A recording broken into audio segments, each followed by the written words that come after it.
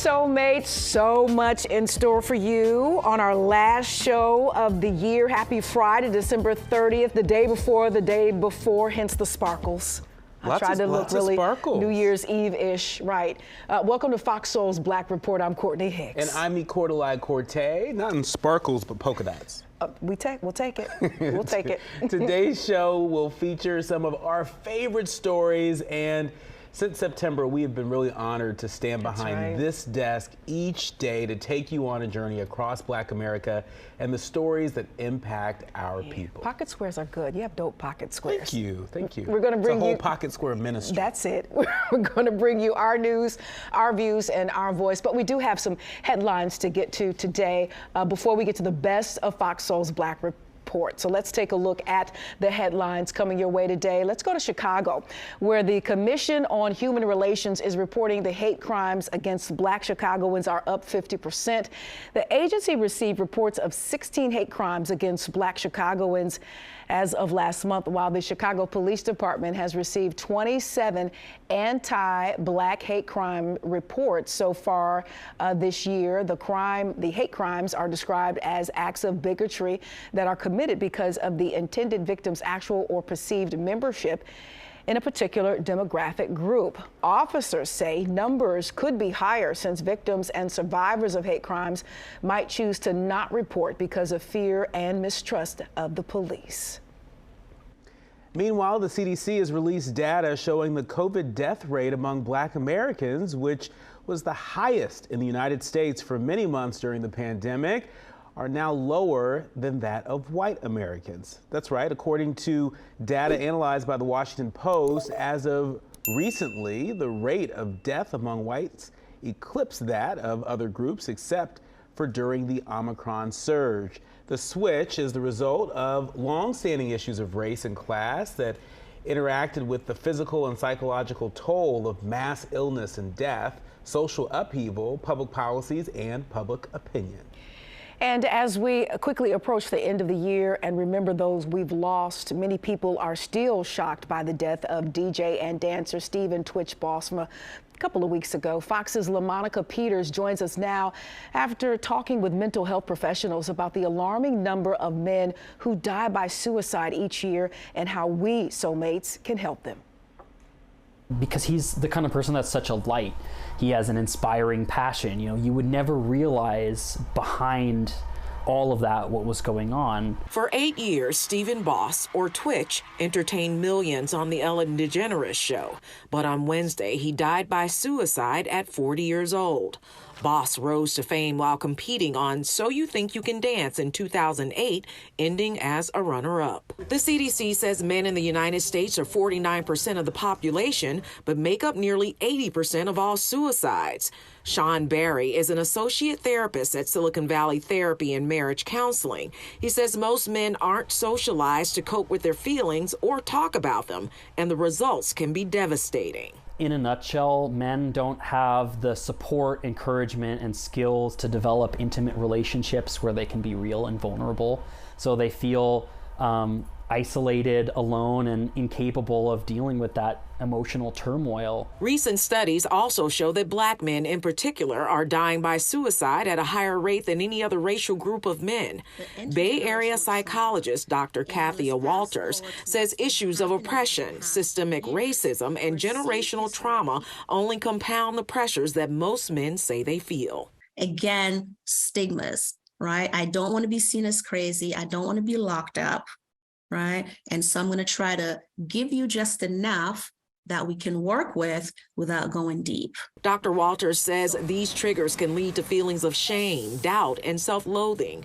If it's not addressed, a person may think the only way to heal the pain is by self-harming or suicide. What I found to be helpful is to just provide that space that feels safe, right? And allow them to talk, and pretty soon and gradually, they start going a little bit deeper. Suicide is the third leading cause of death for Black males ages 15 to 24. If you'd like more information on suicide prevention or you simply need someone to talk to, you can dial up the national hotline at 988. LaMonica Peters, KTVU, Fox 2 News. And we thank LaMonica for that again. If you need help, that number is 988. And I like what the piece said, space that feels safe is what everybody really needs to, become transparent and vulnerable and really express how you feel.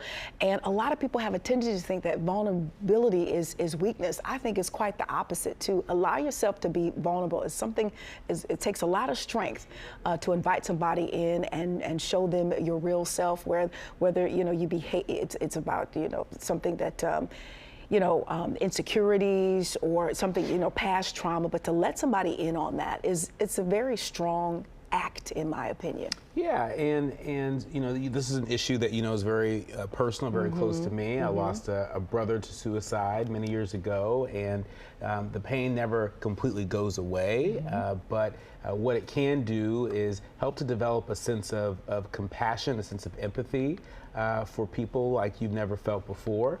There are lots of expressions, of mental illness. That's and right. I think sometimes we're surprised when we see situations where folks are very high functioning, right? They don't look like the idea that we have in our head of somebody going through depression or somebody experiencing suicide ideation. And so it's important that when you see something, say something. And one thing that we can all do is be a safe space for people to unload what it is that they're feeling. I know, there's plenty examples of toxic masculinity in the media that makes it more difficult for men to be more vulnerable and to share their feelings openly and express those feelings openly. And so what we can all do wherever our feet tread is to create safe spaces for people to be themselves and to be their authentic selves and to share what they're really feeling. Yep. So maybe we can add that to the New Year resolution to either be a safe space or to find a safe space so we can all stay mentally and physically and emotionally sound this coming New Year. That's right. And before you do that, make sure to dial 988. Even save it to your phone.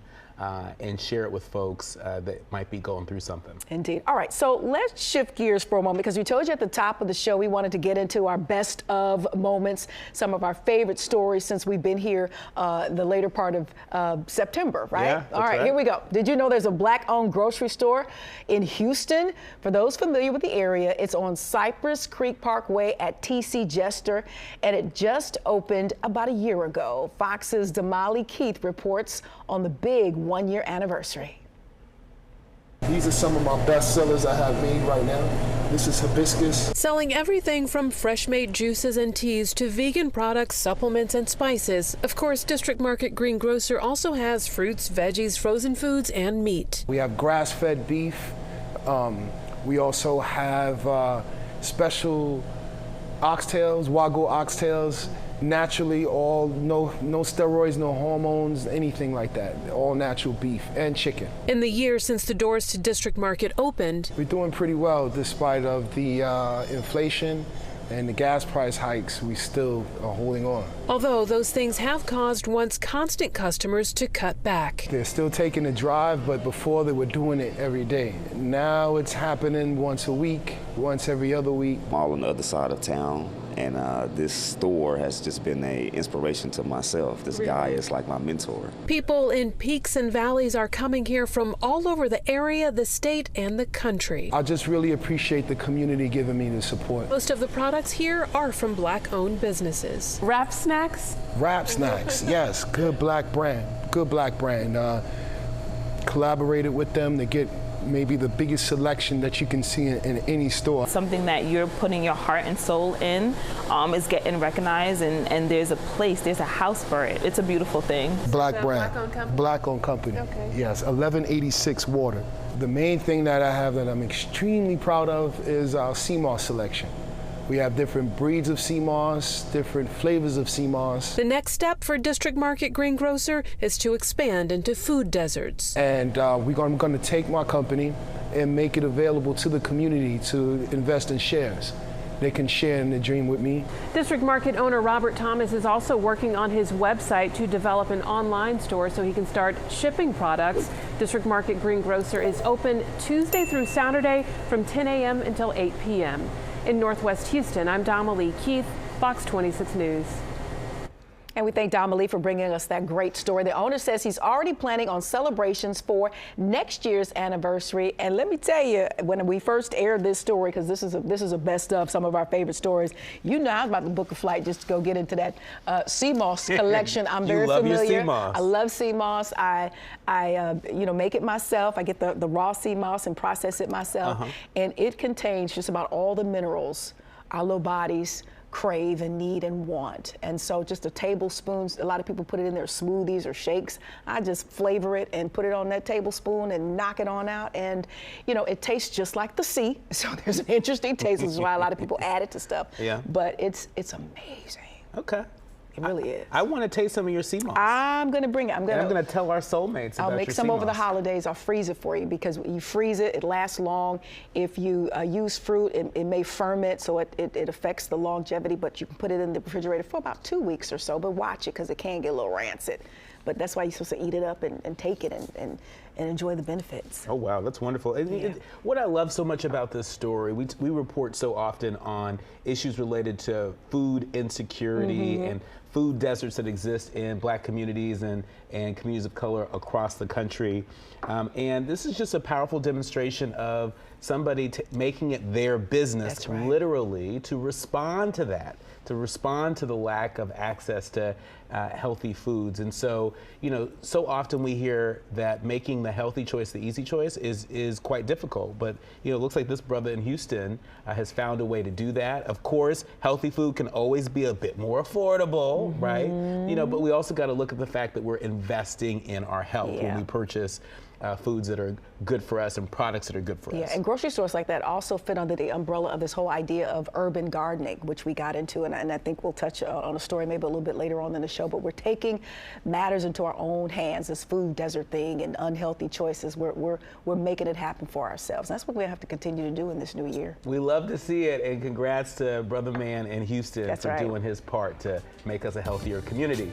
Still ahead, if you're making a little extra money on the side, it could go straight to the government. Now, they're going to dip in your pocket all the time. We'll tell you everything you need to know about taxable third parties when we return. You're watching Fox Soul's Black Report, the best of, ready for this new year. That's right. Folks need to hear this. Oh, they do. They really do, because they've taken that money.